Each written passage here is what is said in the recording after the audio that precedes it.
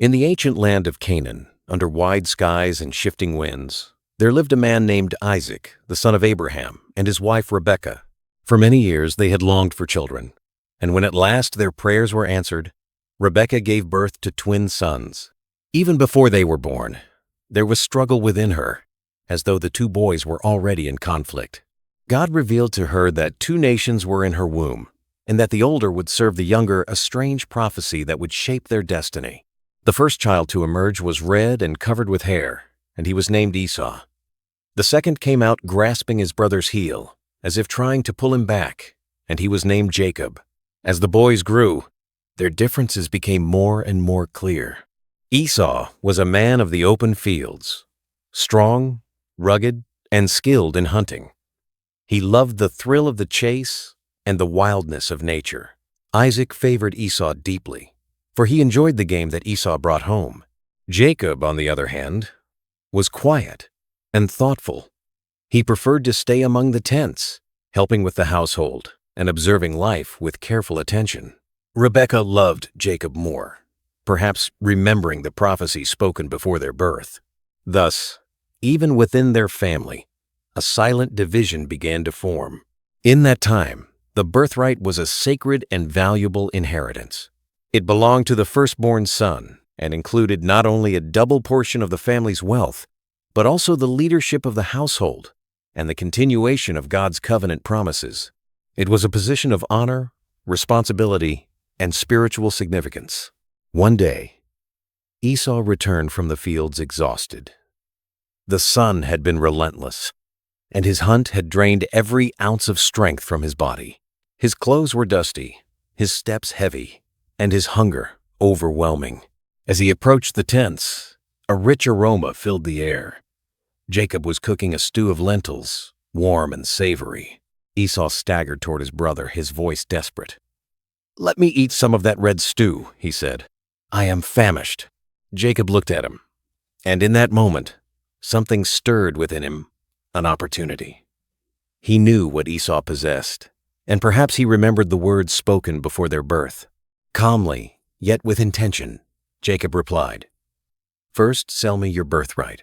Esau, overwhelmed by his hunger, barely paused to think. His focus was entirely on the immediate need gnawing at him. "Look," he said, almost dismissively, "I am about to die. What good is a birthright to me?" Jacob did not waver. "Swear to me first," he insisted. And so Esau swore an oath, trading something eternal for something temporary. In that moment, he gave up his birthright, the sacred privilege of the firstborn, for a single meal. Jacob then gave him bread and the lentil stew.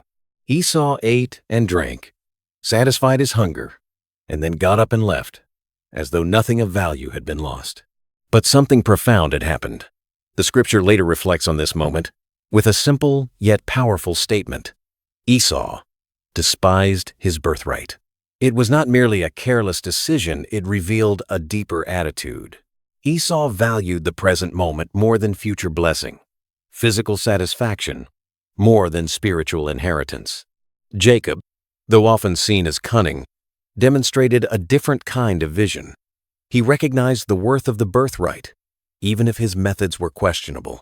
He saw beyond the immediate and understood that some things carry lasting significance. This moment between the brothers would echo throughout their lives. It was not just a transaction of food for inheritance, it was a turning point. The prophecy spoken before their birth began to unfold in quiet but undeniable ways. Esau continued to live as he always had, a man of impulse and action. Jacob continued on his path, shaped by ambition and a desire for blessing. Their relationship would grow more complicated, eventually leading to deception, separation, and years of distance. Yet this moment remained at the center, a simple exchange that revealed the condition of their hearts. The story of Esau selling his birthright is not just about two brothers long ago. It speaks to a timeless human struggle, the choice between what is immediate and what is lasting, between momentary satisfaction and enduring purpose.